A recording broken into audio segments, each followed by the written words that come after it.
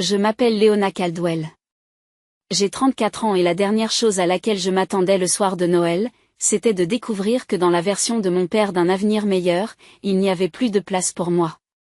Il ne l'a pas dit dans le feu de l'action. Il l'a dit calmement, presque comme s'il lisait un scénario qu'il avait déjà répété dans sa tête. À un moment donné, j'étais encore dans la maison de mes parents, près de Chicago, en train d'aider à tout préparer pour Noël, et l'instant d'après, j'étais là, mon téléphone à la main, en train de l'écouter me dire qu'il valait mieux que je cesse de faire partie de leur vie et que je le laisse aller de l'avant tout seul. Je me souviens être resté immobile.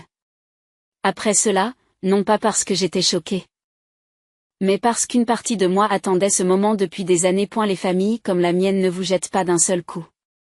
Elles vous utilisent par morceaux jusqu'au jour où elles décident que votre utilité a commencé à ressembler trop à de l'indépendance.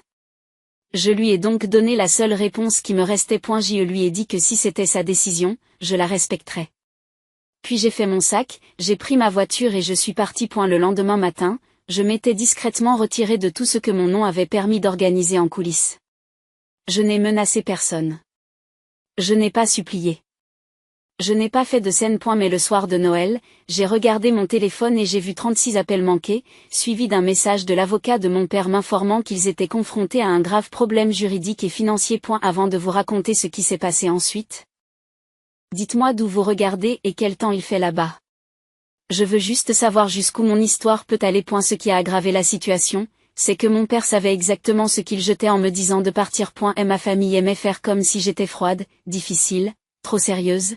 Le genre de fille qui avait toujours une correction prête et une question à laquelle personne ne voulait répondre. Ce qu'ils n'ont jamais dit à voix haute, c'est que pendant des années, j'ai aussi été la personne qui a empêché leur désordre de devenir des désastres. Je travaille comme analyste senior du risque documentaire pour un prêteur régional à Chicago.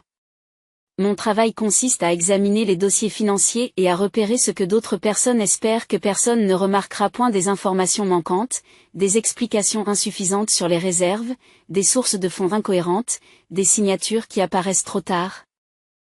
Des chiffres qui semblent corrects jusqu'à ce que l'on se demande d'où ils proviennent réellement. Je passe mes journées à trouver les points faibles des transactions avant qu'elles ne se fissurent. L'ironie, c'est que mon père a passé des années à se moquer de mon travail, à le qualifier de paperasse, à me traiter de paranoïaque, à dire aux gens lors des dîners que j'étais payé pour m'inquiéter pour vivre. Mais chaque fois qu'il avait besoin de revoir, d'expliquer, d'organiser ou de corriger tranquillement quelque chose, mon numéro était toujours le premier qu'il appelait. Cette fois, il s'agissait d'une maison de vacances dans le sud-ouest du Michigan, le genre d'endroit dont il avait déjà commencé à parler comme s'il lui appartenait. Tout l'automne, il avait fait de petits commentaires sur les week-ends au lac, les étés en famille, les nouveaux départs et le fait d'avoir enfin quelque chose qui montrait aux gens le chemin parcouru. C'était mon père en une phrase. Rien ne pouvait être juste une maison. Il fallait que ce soit une preuve. Il fallait que ce soit une déclaration. Il fallait que ce soit quelque chose que les autres puissent envier. À première vue, l'affaire semblait assez simple.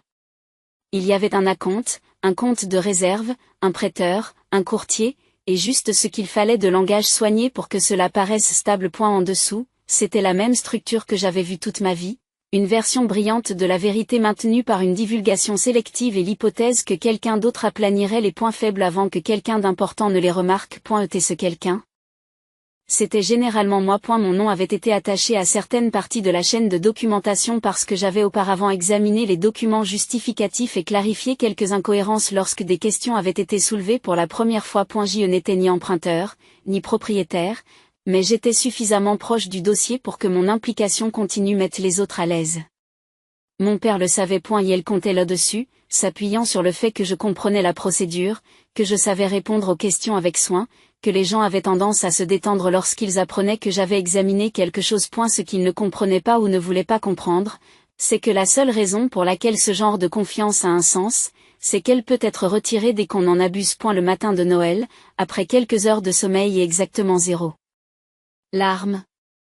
J'ai donc ouvert mon ordinateur portable et j'ai commencé à effacer mon nom de tout ce qui n'avait plus ma permission. J'ai envoyé une note officielle indiquant clairement que je ne participais plus à l'examen des documents, à la vérification des réserves ou à la communication relative à l'achat. J'ai demandé à ce que personne ne continue à me représenter comme étant impliqué dans une quelconque partie du dossier.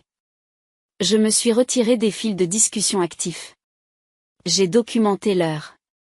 J'ai documenté la formulation. J'ai documenté chaque étape, car les gens comme mon père adorent qualifier une limite de cruelle lorsqu'ils ne peuvent plus l'utiliser. En début d'après-midi, la réaction avait déjà commencé.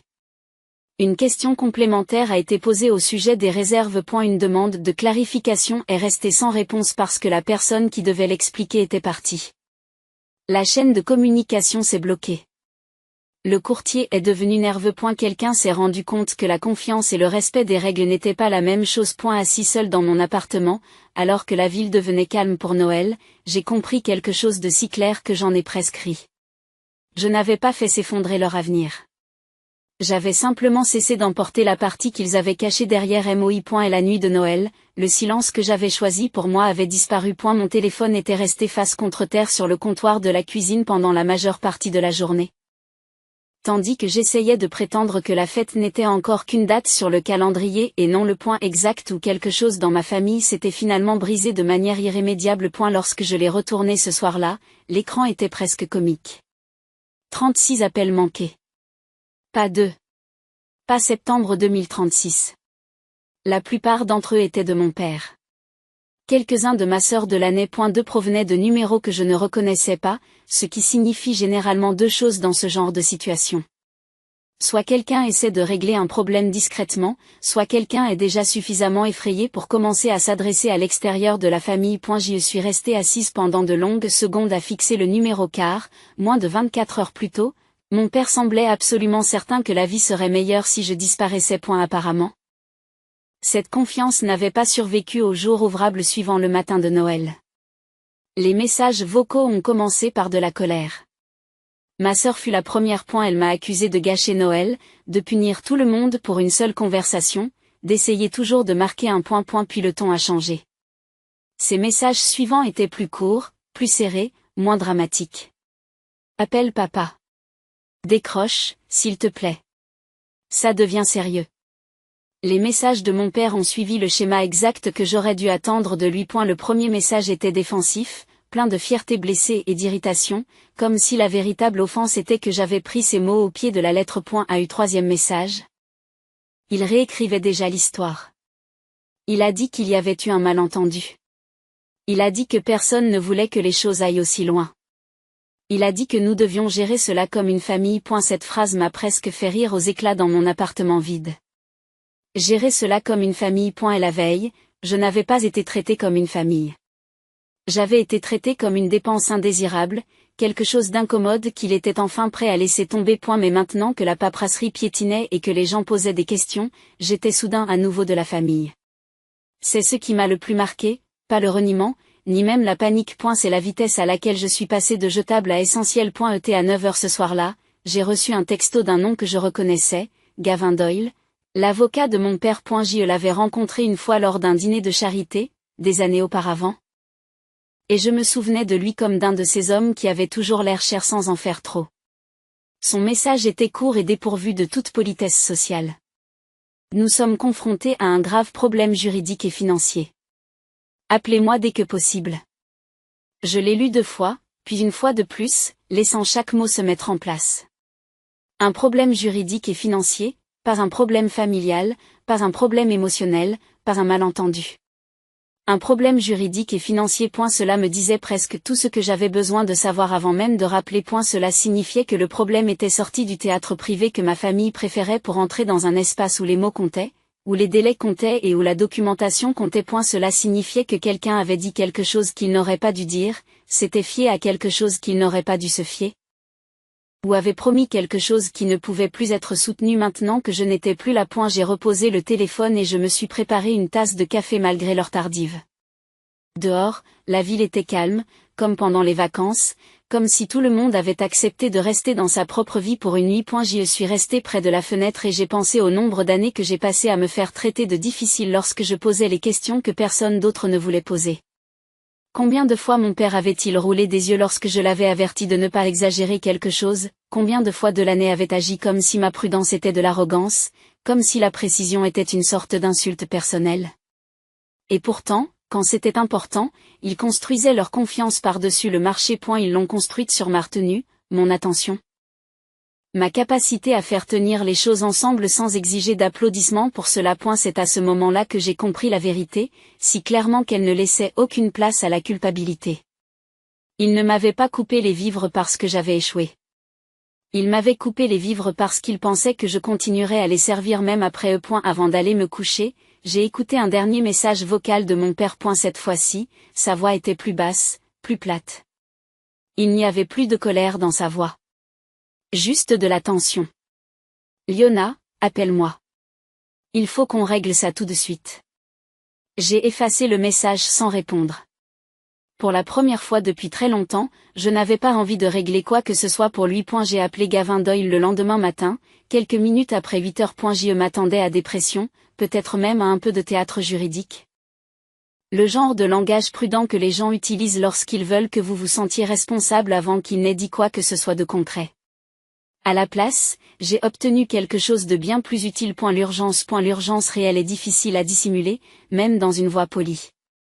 Gavin m'a accueilli comme un homme qui essaie très fort de ne pas paraître alarmé et qui échoue de toute façon. Elle m'a remercié d'avoir appelé, puis est entrée si rapidement dans le vif du sujet que j'ai su que ce qui se passait était déjà plus important que ce que mon père avait espéré. Elle m'a dit que le dossier d'achat du Michigan posait de sérieux problèmes, que le prêteur avait relevé des incohérences liées aux réserves et aux liquidités, et que l'opération risquait désormais de s'effondrer.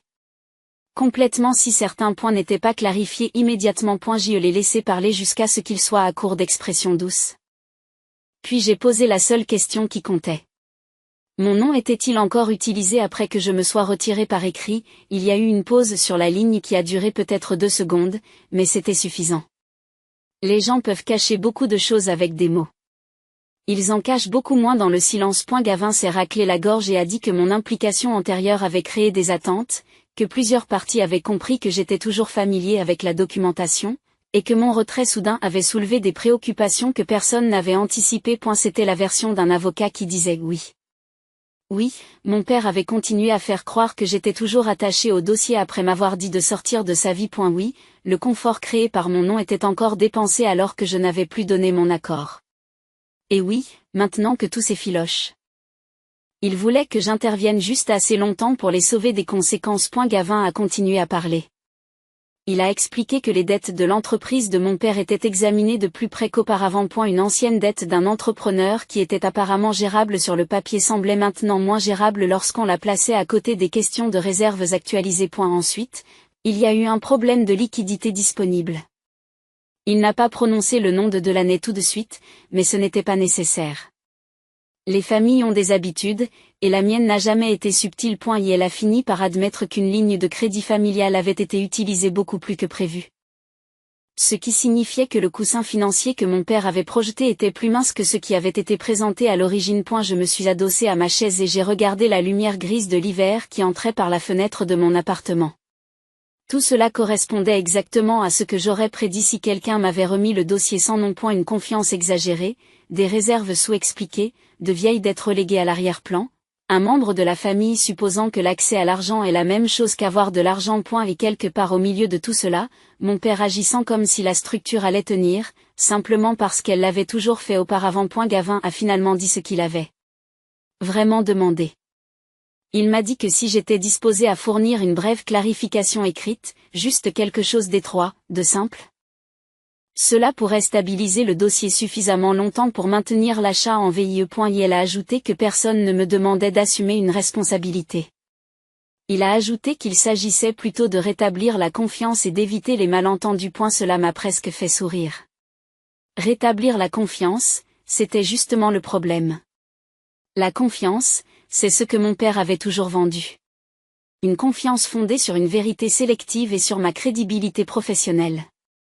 Il ne demandait pas d'aide. Il demandait à emprunter mon nom une fois de plus. J'ai dit très calmement à Gavin que je ne fournirais pas d'éclaircissement, que je ne le rassurerais pas et que je ne tiendrais pas de propos qui pourraient être interprétés comme une implication actuelle. Je lui ai dit que je m'étais retiré par écrit, que j'avais documenté le moment et la portée de ce retrait, et que tout ce qui avait été communiqué après cela l'avait été sans mon autorisation. Il a réessayé.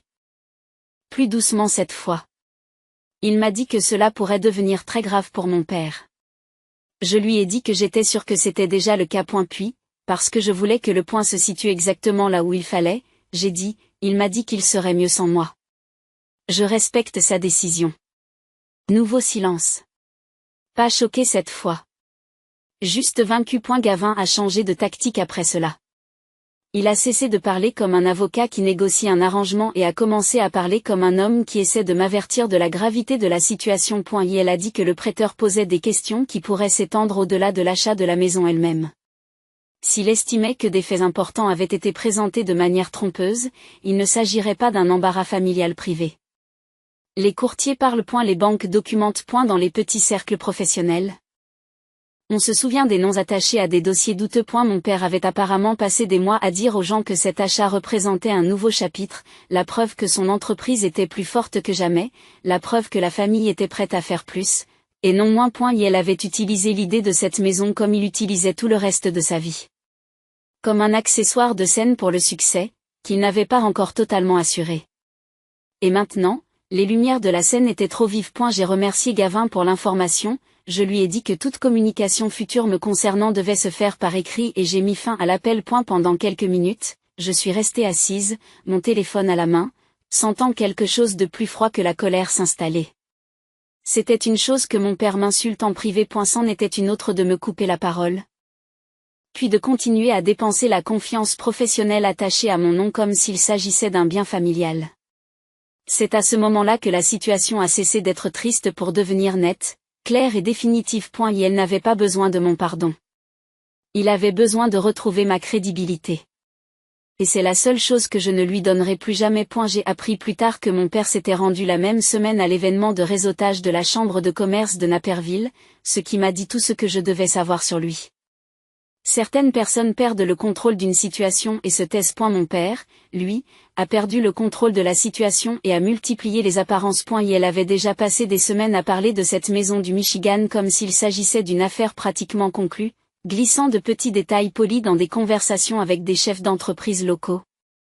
Des prêteurs et toute autre personne qu'il pensait utile d'impressionner. Dans son esprit, se présenter comme prévu était probablement un moyen de limiter les dégâts. S'il souriait assez fort, se tenait assez droit, serrait assez de mains, peut-être que la vérité resterait fragmentée assez longtemps pour qu'il puisse y survivre. Mais à ce moment-là, j'avais fini de l'aider à paraître solide alors que tout ce qui se trouvait en dessous de lui était en train de basculer. J'ai entendu parler de l'événement par quelqu'un que je connaissais par le biais de mon travail. Quelqu'un qui a mentionné avec désinvolture que mon père était attendu là-bas et qui a demandé si la maison du lac avait déjà fermé ses portes. Cette seule question a suffi à me faire poser mon café et fixer le mur pendant une seconde. Même après que l'affaire ait commencé à s'effilocher, même après que le prêteur ait commencé à poser des questions plus difficiles, il laissait encore les gens parler. Comme si l'achat était réel. C'est à ce moment-là que j'ai décidé d'y aller, non pas pour faire une scène, non pas pour me venger dans le sens dramatique que les gens imaginent lorsqu'ils entendent une histoire comme la mienne. J'y suis allée parce que je voulais m'assurer que mon nom cesse de faire le travail dans des salles où je n'étais plus la bienvenue. L'événement s'est déroulé dans l'une de ces salles de banlieue polie, conçues pour paraître à la fois chaleureuses et coûteuses. Un éclairage tamisé, de la verdure pour les fêtes, du vin servi par un traiteur et des gens arborant le genre de sourire qui disparaît à la seconde où l'argent devient incertain. Je suis arrivée seule et je suis entrée sans me presser, sans scruter la salle comme si j'avais peur d'être vue. La vérité, c'est qu'à ce moment-là, l'important était d'être vue. Mon père m'a remarqué avant tous les autres membres de ma famille. J'ai vu le moment exact où il a été frappé. Son visage n'a pas baissé de façon spectaculaire. Il s'est crispé.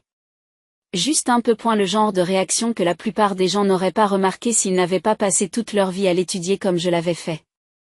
Ma mère s'est ensuite retournée et est devenue pâle. L'expression de Delaney se transforma presque instantanément en la même colère défensive qu'elle mettait toujours en œuvre lorsque la panique s'approchait trop près. Je ne suis pas allée directement vers eux.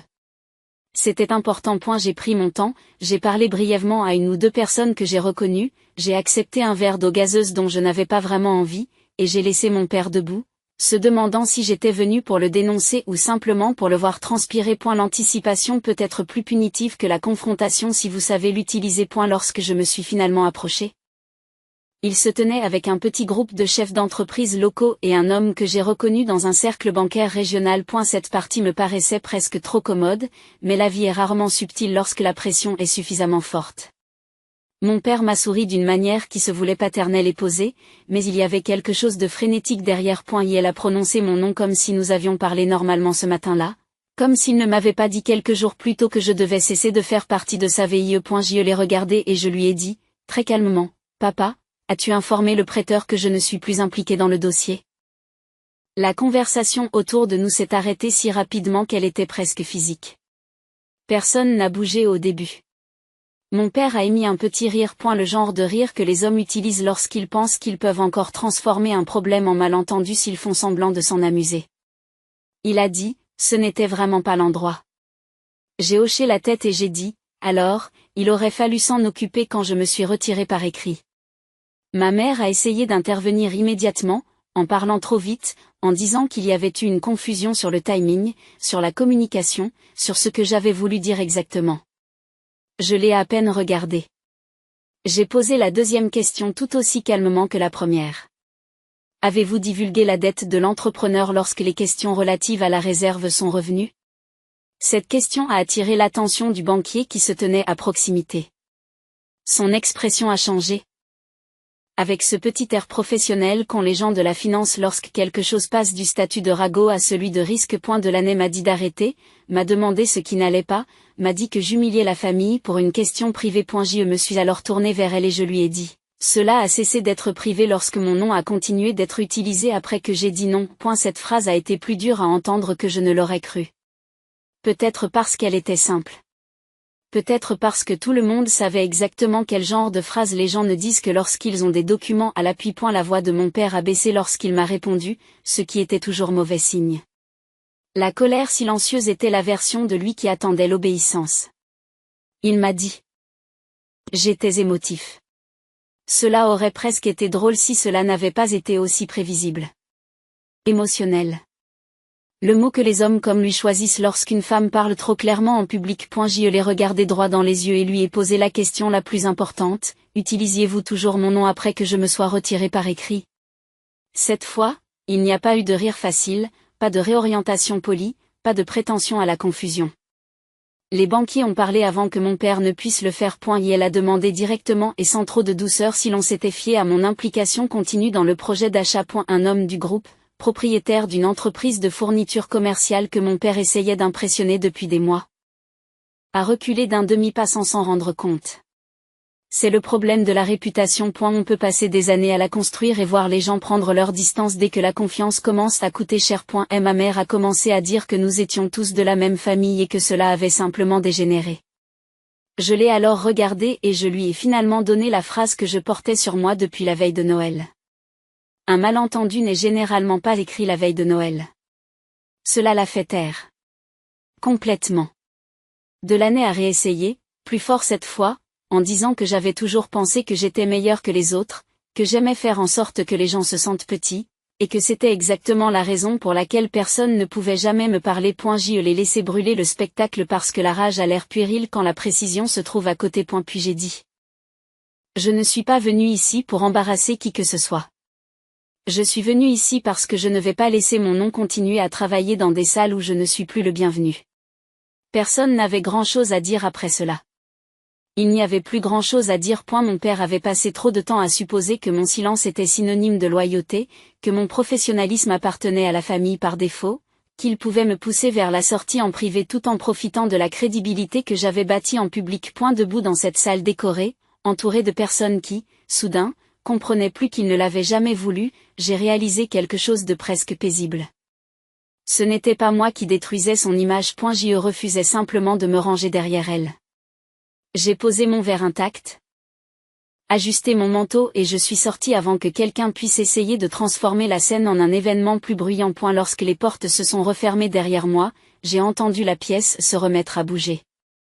Non pas revenir à la normale, mais prendre ce rythme tendu et murmurant dans lequel les gens tombent lorsqu'ils viennent d'assister à la première fissure visible d'une personne qu'ils croyaient solide. De nuit après l'événement de la chambre, mon père m'a demandé de venir à la maison de Néborville. Quand je suis entrée, ma mère et Delaunay étaient déjà là, attendant à la table à manger comme si cela allait être une sorte de réinitialisation de la famille. Comme si, en m'asseyant sur la bonne chaise et en utilisant le bon ton, elle pouvait reprendre le contrôle de toute l'histoire. Mon père a immédiatement commencé à réécrire la nuit de Noël.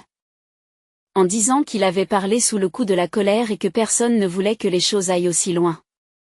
Ma mère a parlé de stress et a dit que les vacances avaient aggravé la situation. Delaney m'a dit que j'aurais dû savoir qu'il ne fallait pas prendre ses paroles au pied de la lettre, comme si le fait de se voir dire de ne plus faire partie de la famille était censé paraître inoffensif si cela venait de lui. Je les ai laissés parler, puis j'ai fouillé dans mon sac et j'ai posé sur la table, un par un, les courriels imprimés, les horodatages et les avis de retrait. La pièce est devenue silencieuse après cela. Mon père m'a accusé de l'humilier et de saboter la famille, mais la vérité est apparue plus vite qu'il ne s'y attendait. Il a admis qu'il avait supposé que je retarderais l'achat de mon propre appartement si la maison du Michigan avait besoin de plus d'argent, et que je ferais ce que j'avais toujours fait, c'est-à-dire intervenir. Absorber la pression et protéger la famille des conséquences de ses propres choix. C'est à ce moment-là que tout est devenu simple. Il ne s'agissait pas d'une phrase énervée prononcée la veille de Noël. Il s'agissait du fait qu'il croyait que mon avenir était quelque chose qu'il pouvait encore utiliser. Même après m'avoir dit que je n'avais plus ma place dans sa vie, je l'ai regardé et je lui ai dit, « Tu n'as pas demandé d'aide. Tu as budgétisé mon avenir comme s'il t'appartenait déjà. » Puis je me suis levée, j'ai pris mon sac et je lui ai dit qu'il avait dit qu'il serait mieux sans moi et que je le laissais finalement vivre ainsi. Je suis sortie de la maison sans me retourner. Pour la première fois depuis des années, je me suis sentie plus légère que coupable. Comme si j'avais enfin cessé de porter un poids que ma famille n'avait toujours appelé amour que lorsqu'elle avait besoin de quelque chose de moi. Ce qui s'est passé ensuite n'a pas été bruyant ou dramatique comme les gens s'y attendent lorsqu'ils entendent le mot vengeance. Il n'y a pas eu d'excuse à ma porte, pas de discours qui a tout changé, pas de moment soudain où mon père est devenu l'homme qu'il aurait dû être. Ce qui s'est passé à la place a été plus lent, plus froid et bien plus satisfaisant. Les conséquences qu'il avait passé des années à éviter l'ont finalement rattrapé. Pour la première fois de ma vie, je ne me suis pas interposé entre lui et la chute. L'accord sur la Michigan House s'est complètement effondré en l'espace de quelques jours. Les chances qui lui restaient ont disparu lorsque le prêteur a fini d'examiner les lacunes du dossier et s'est rendu compte que la confiance qu'on lui avait vendue reposait sur de faibles réserves. Des demi-vérités et des hypothèses qui n'existaient plus. L'achat a été annulé, la compte est devenue un combat, et mon père n'a pas seulement perdu la propriété dont il se vantait depuis des mois. Il a perdu l'image qui y était attachée. Dans son esprit, cette maison n'avait jamais été qu'une maison. Elle était censée prouver qu'il s'élevait toujours, qu'il gagnait toujours, qu'il était toujours le genre d'homme capable de faire accéder sa famille à une vie plus grande, quelle que soit la souche qui se cachait en dessous. Lorsque ce contrat est mort, il n'est pas mort sans bruit. Les courtiers savaient, les prêteurs savaient. Le même cercle d'affaires local qu'il avait passé des années à essayer d'impressionner a soudain eu une version très différente de son histoire à faire circuler. Les retombées ne se sont pas arrêtées à la maison. Lorsque le prêteur a commencé à poser des questions plus difficiles, d'autres éléments sont apparus. Les anciennes dettes de l'entrepreneur qui avaient été reléguées à l'arrière-plan ont cessé d'être temporaires et sont devenues structurelles. Les fournisseurs qui s'étaient montrés souples en matière de délai ont commencé à se montrer plus stricts. Un fournisseur sur lequel il comptait pour obtenir des conditions avantageuses lui a demandé des garanties plus solides. Une ligne de crédit avec laquelle il pensait pouvoir jongler comme toujours est devenue beaucoup moins indulgente. Elle avait passé des années à bâtir son entreprise en partant du principe que s'il continuait à parler avec suffisamment de certitude, la réalité finirait par s'organiser autour de lui. Mais une fois la confiance perdue, tout commence à coûter plus cher. Chaque retard s'alourdit. Chaque faveur disparaît. En l'espace de quelques mois, mon père a été contraint de faire le genre de choix qu'il avait toujours cru réservé aux autres. Il a vendu des équipements qu'il traitait auparavant comme des symboles de statut. Il a licencié des travailleurs. Puis, comme cela ne suffisait pas, il a vendu une grande partie de l'entreprise à un prix si bas qu'il a dû être humilié chaque fois qu'il l'a vu écrit. Il n'a pas tout perdu du jour au lendemain. Il l'a perdu morceau par morceau. Ce qui est pire. Et ce qui l'aurait le plus tourmenté, c'est ceci. Rien de tout cela n'est arrivé parce que je l'ai attaqué. C'est arrivé parce que j'ai cessé de le protéger. Cette distinction était importante pour moi. Je n'ai pas détruit mon père. J'ai cessé de lui prêter des parties de moi qu'il n'avait pas le droit de dépenser. Delaney n'a pas non plus échappé aux retombées. Pendant des années, elle a traversé la vie en pensant qu'il y aurait toujours un autre coussin, un secours. Une autre personne de la famille prête à absorber le coût réel de ses choix. Une fois que l'affaire de la maison a échoué et que la pression financière a cessé d'être théorique, il est devenu impossible d'ignorer ses propres habitudes. Et la ligne de crédit qu'elle avait épuisée s'est manifestée par des arguments que je n'étais plus là pour adoucir. Le shopping, Les voyages et la version polie d'une vie plus stable qu'elle ne l'était en réalité ont commencé à prendre une autre tournure lorsque la facture n'a plus pu être repoussée dans le futur. Elle a dû renoncer à l'appartement de luxe qu'elle s'efforçait de s'offrir. Le moindre 4x4 a disparu. J'ai appris par des proches qu'elle m'avait d'abord blâmé pour tout cela. Bien sûr, c'est ce qu'elle a fait. Mais le blâme devient fatigant lorsque la réalité continue d'arriver comme prévu. Finalement, même elle a dû s'adapter. Elle a déménagé dans un logement plus petit. A pris du travail supplémentaire et a appris ce qu'elle ressentait lorsque personne dans la famille n'avait plus assez de stabilité pour transformer son insouciance en un désagrément temporaire. Ma mère a payé 2 fois, mais d'une manière plus discrète. Elle n'a pas perdu son entreprise, ni sa maison. Ce qu'elle a perdu, c'est la possibilité de faire semblant d'être à l'écart des dégâts tout en bénéficiant. Elle avait toujours aimé être la douce traductrice, celle qui appelait la cruauté le stress, la manipulation la pression et la trahison un malentendu. La compréhension. Après l'effondrement, ce rôle n'a plus fonctionné. Certains de ses amis se sont retirés. Les invitations se sont raréfiées. L'aisance sociale sur laquelle elle s'était toujours appuyée est devenue tendue. Les gens ont fait ce qu'ils font toujours lorsque la confiance est contaminée. Ils sont devenus polis, à distance. Quant à la chambre de commerce, la position de mon père n'y a pas survécu non plus. Il n'a pas été dénoncé publiquement. La vie est généralement moins théâtrale que cela. Ce fut pire. Il est devenu un homme que les gens ne se précipitaient plus pour côtoyer. On l'écoutait plus attentivement et on lui faisait moins automatiquement confiance. Les portes n'ont pas claqué. Elles ont simplement cessé de s'ouvrir aussi rapidement. Dans un petit monde professionnel, ce genre de refroidissement peut ruiner une personne plus profondément qu'un grand scandale. Et elle s'était tellement construit autour d'une apparence solide que devenir douteux aux yeux des autres revenait presque à s'effacer. Ma vie, quant à elle, s'est assagie de la meilleure façon qui soit. Quelques semaines après que tout ait été réglé avec le prêteur et la maison, j'ai conclu l'achat de mon appartement à Chicago. Mon appartement, à mon nom, payé avec l'argent que j'avais gagné, protégé et refusé de laisser ma famille le traiter comme une propriété partagée avec des attaches émotionnelles. Et la signature de l'acte de vente s'est déroulée presque sans incident, ce qui lui a donné un caractère sacré. Pas d'appel frénétique, pas de responsabilité cachée sous la paperasse. Personne ne s'attendait à ce que je fasse de la place à son ego dans mon avenir. J'ai signé les documents finaux et j'ai senti que quelque chose en moi se calmait pour de bon. Je n'achetais pas seulement une maison. Je mettais fin à une dispute que ma famille entretenait avec mon indépendance depuis des années. J'ai fait une autre chose qui comptait pour moi. J'ai aidé ma grand-mère, Mildred Caldwell. Séparément et discrètement. Pas par l'intermédiaire de mon père. Pas par la pression de la famille.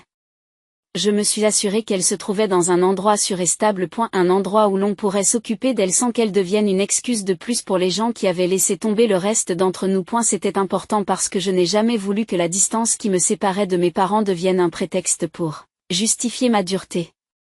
Je ne suis pas partie parce que je ne me souciais plus de ma famille. J'y suis partie parce que j'ai enfin compris que se soucier de la famille et se faire utiliser n'est pas la même chose. C'est la véritable leçon à tirer de tout ce qui s'est passé. Les gens aiment vous dire que la famille est la famille, comme si l'expression elle-même devait effacer les preuves, l'histoire et le mal. Mais la famille n'est pas une autorisation d'exploitation. L'amour n'est pas un accès illimité.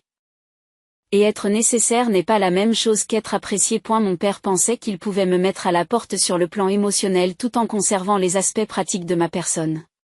Il s'est trompé.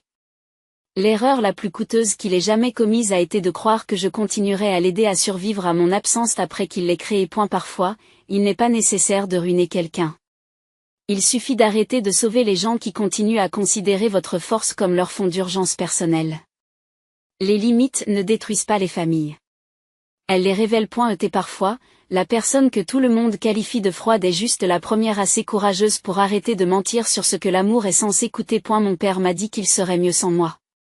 En fin de compte, je lui ai simplement donné la vie qu'il demandait. Et il s'est avéré que le prix de ce souhait était bien plus élevé qu'il ne l'avait jamais imaginé. Chez Riven Jargon.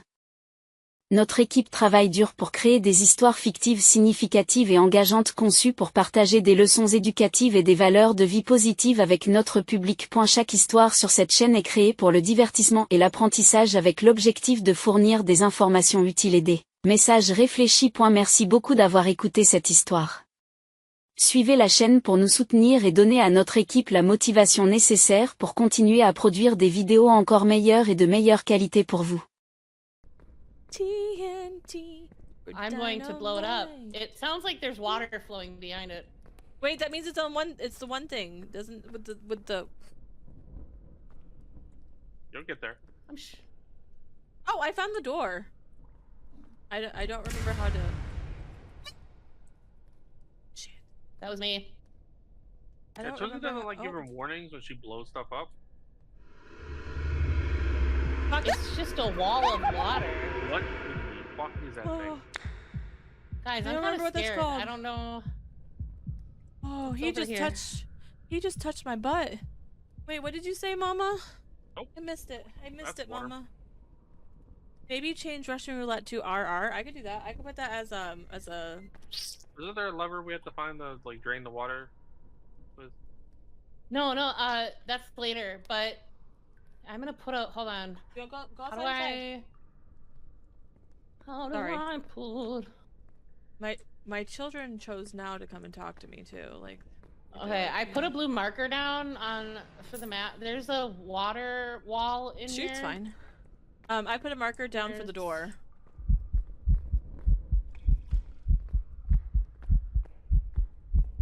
And I found some more hieroglyphic pages. Oh, whoa! Okay. I found a. There's a room behind here. Zombie there. Mummy. I think I found a secret place. I think I found a secret area. y'all with the tarot cards. No one's Guys. gotten the hangman, right? Guys. Twizzy, Twizzy, Twizzy, Guys.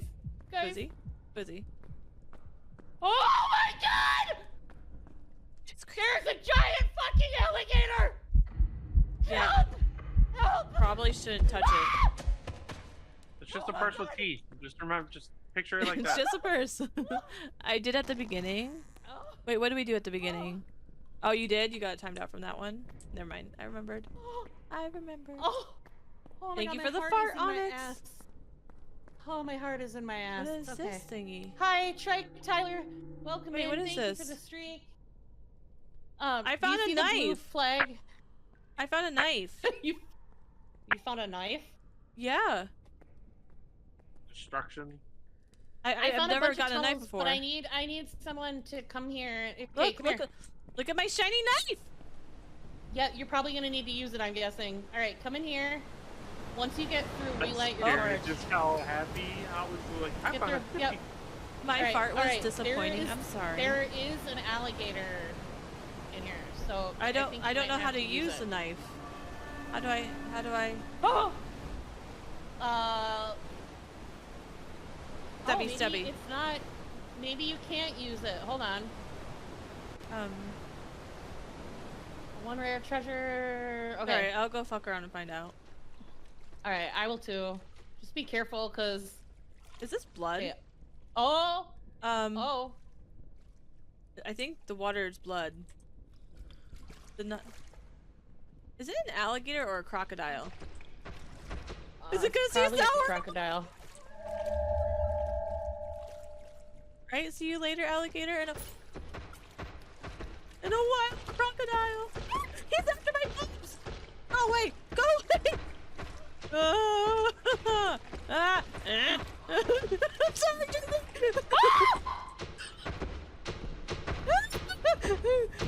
Ow! Grab the page! Oh my god, I'm gonna die! Jingle, we're dying! Help us!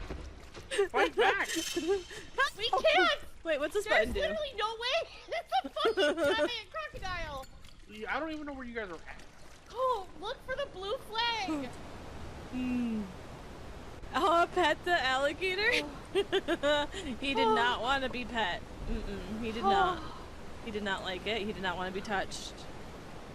He Get wanted ready to to touch pick me. up. Getting ready to pick up B. Okay, Oh. I'll see you in BC later. Oh, okay. Are they giggles because the shit, the poop? I hope so. What? Huh? Right in there. Oh, Dingle, wait, just be careful. Careful. But I think there's gotta be more stuff in there. There was a bunch of treasure in there. Hi, Purple. Okay, got Welcome in. one. I'm going to bring this. Okay, I'm gonna I bring got the this back hieroglyphics. to. I'm gonna bring this back to our base. Don't look at me! Oh shit, this is a dead end. What the fuck? Oh, we have destruction. Destruction. Yeah, I told you that. Oh, well, I didn't fucking hear you because we were busy freaking the fuck Okay. out. Okay. Yeah, Okay, destruction. Overreacting. Overreacting. I know, typical women, right? Now let's Yeah. hear some more. That's because the person was fighting back. I got you the second you That went hallway live. I'm like the legendary. Oh, I'm sounds sorry, Purple. moist. It was moist. Aw, it was so I appreciate moist. you. I am Oh. also moist, but not in a fun way. Bye. My screen is off. Okay. And now it's back. Hey, there's money. Hi, Cade. Welcome in, sweetheart. Oh, I'm gonna whoop somebody. Wait, I heard an ass. echo. Which one of you has me up? Where you can actually see me. Oh wait, it's just you. Hi. Okay, I'm putting the canopic Oh. jars in over by the door that we have to open in order to do the exorcism. There's 2 over there right now. Just FYI. Is it my jar? Yeah, I put your jars there. Don't worry. Yes, Okay. good jar. Thank you We're for the the Wait, what? finished. One problem. Wait. and-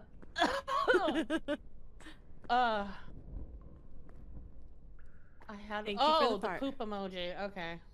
Evening, CC, Twizzy, Mazza. You're so sweet, Cade. You're such a sweetie pea. Hi, Cade. Good evening. How are you doing, Cade? Don't touch I mean, CC's jars. No, they could touch my jar. Just let me know it's my jar, so I don't go looking You know, for more jars. That's one thing to call it. All right, I'm gonna do the voice thing. Thank you for the lurky turkey, Hello? Archer. Where are Hello? you? Are you here? Flame extinguished. Flame extinguished. Vocal response. Vocal response and flame extinguish. Got it. I'm. Okay, Oh, I'll put that- I see you. I almost fell. I'm doing good. Getting ready for all that cleans. I was doing that earlier because JC. Oh, what's my health at? We've been potty Hold training space bar. JC. Right? I'm being hit. Ouch! Okay. Ouch! Ouch! Ouch! Ouch! I Ouch! Ouch! Ouch! am- Wait. Bringing the seismograph There's an alligator. and. Ow! I dropped my torch. I'm healing. What's funny Oh. is I don't think they're crocodiles. I'm pretty sure they're alligators. But they should be crocodiles because They should be crocodiles, yeah. I Since see we're, you, like, Mommy. right- There's a nose rounded or pointed. It's they rounded. look pretty. It should Crocodile. be pointed. I have my torch back. Oh, he's right there. He's yeah, he's on my torch. Can I have my long thingy back, please? Please? May I? Okay, the I Compound is like one of the relics. There's one of the relics down here in the water, but the alligator crocodile thingy mabobby is camping. Yeah. Oh, camper, camper, I hear you. I am just checking. I'm scanning for tremors. Oh, and I dropped the knife. Don't touch my butt. Don't touch me. Please. The purse is resource guarding.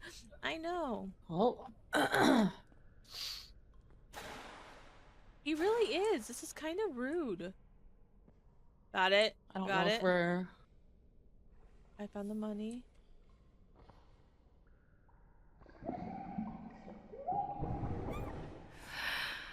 Okay, I got the jar. I got the jar. I'm good. I'm alive. I did it. I did it. I did it. And I have the knife too. I still don't know what I need this knife for, but I have it. You need Oh, to go take put it. that- Yeah. What the it's one of fuck the is that relics. noise? Me. No, the fucking weird, like Can I have a cookie from the Wait. jar? Have you been a good girl? If you're a good girl, you can have it. I do. That's that. Wait, do we know what the ghost is? So I could put it in the No. thingamabobby? No, not yet. I think we're